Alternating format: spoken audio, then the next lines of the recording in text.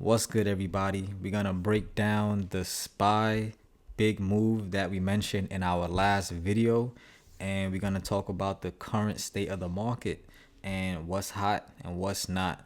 So, last video, which was 6 days ago, that I posted this big move is coming in the stock market, FOMC analysis. And this was on, I think, Tuesday, because FOMC was on Wednesday, and that's when I expected this market to have a nice move up. The price was 563 in this video on SPY, and today we are sitting at 571. We have a high of 572.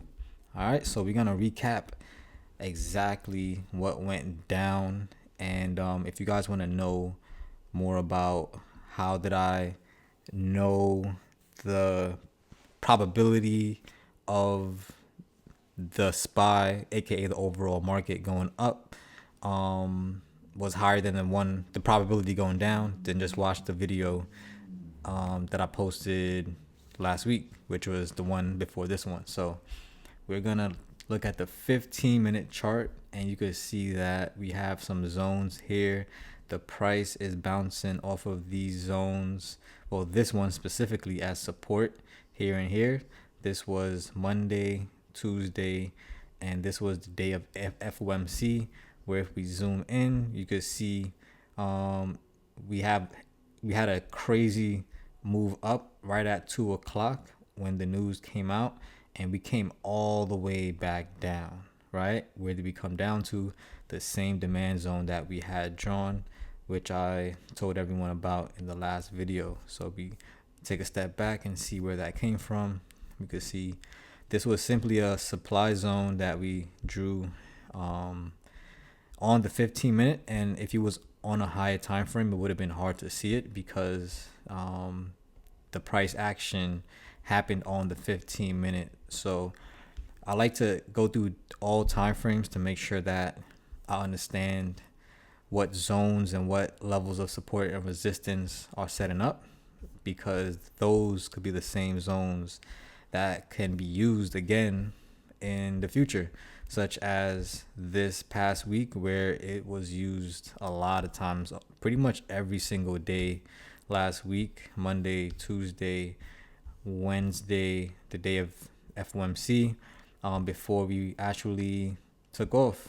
And on this day, I decided to grab some SPY calls as we was traveling back up, and I actually got it before we came down. So I was expecting this continuation, and we ended up selling at market open for about 180%.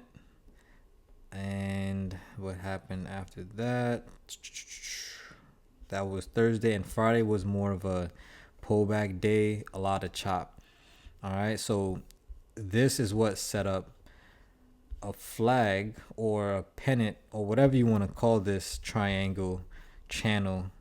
This set up an area where price could give us an indication if we're gonna head to the upside or to the downside, right? So in this case, we broke above this line, closed above it, and in the pre-market, it gave us some activity to the upside, which set the tone for the day. And in the morning, we actually crashed on down, but then we recovered right back up, but we couldn't clear that pre-market high. So I noticed that that was a little bit interesting, and yeah, because this is really an overall uptrend, and I'm noticing that there's a lot of tricks being played, and in order for them to continue moving the price and exactly how they want to do it, like if they have a big amount of I guess if they want to move the price a large distance, they're gonna have more tricks in play because they need more liquidity to be able to fuel that move, right? So that is somewhat of what I noticed before FOMC, that there was a lot of chop around the market But within that chop, if you look at the bigger time frame, we're gonna go to the biggest one, such as the weekly. You can see things are looking pretty clean. You got it in bullish engulfing, and that took us up. The next candle, rising volume, and we're above this 9 EMA, which is pretty strong. So there was a lot of good signals to tell us that we're strong in this uptrend.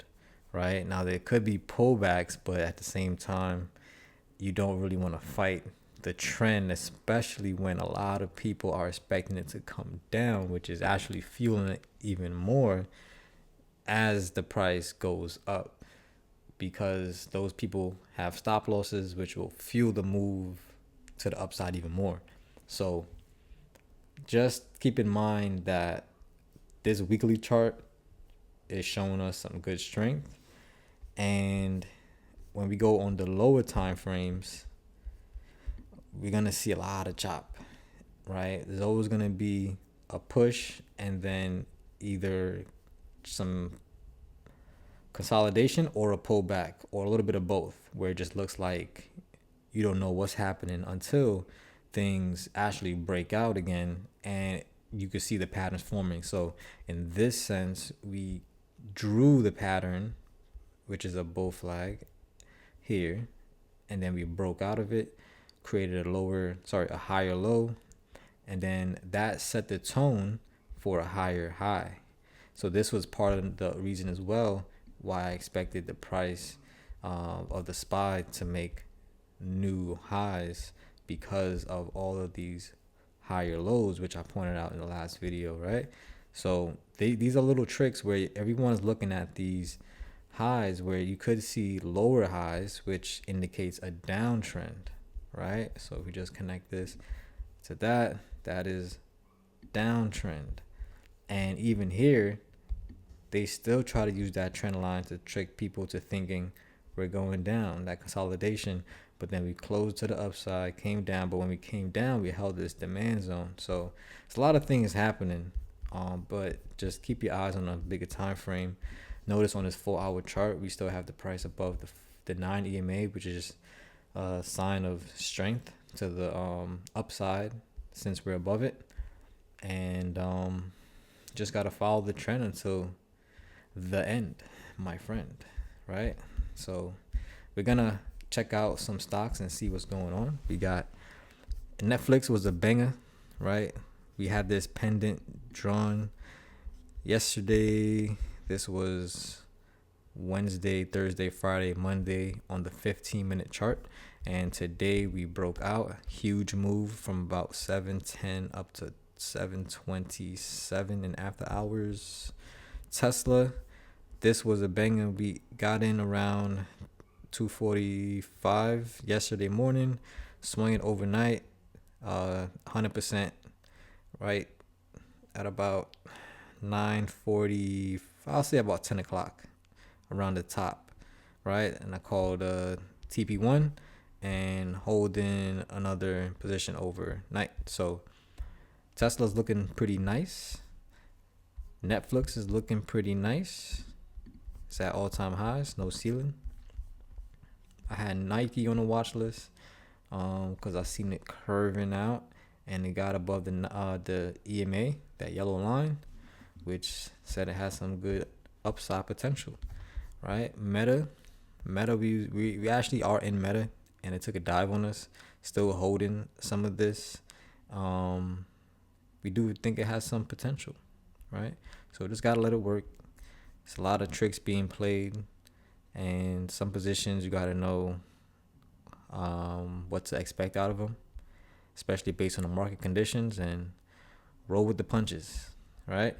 With good risk management, of course. All right. Microsoft. I haven't really been watching it. It's been in like a choppy downtrend, right? It might be approaching something really nice. Let me see. We could pull up a nice fib. I see the start of this wave looking pretty strong right there. So all we got to do is just start a fib, bring it to the high of that wave. 618 is a nice area at 421 or that 50 but about 425. So the market got to 426. So if we double bottom around this area, that would be good. I'll just set an alert in case price goes under it. And upside potential. Let me know. All right. So Amazon took off this morning, but then went straight down, then came right back up.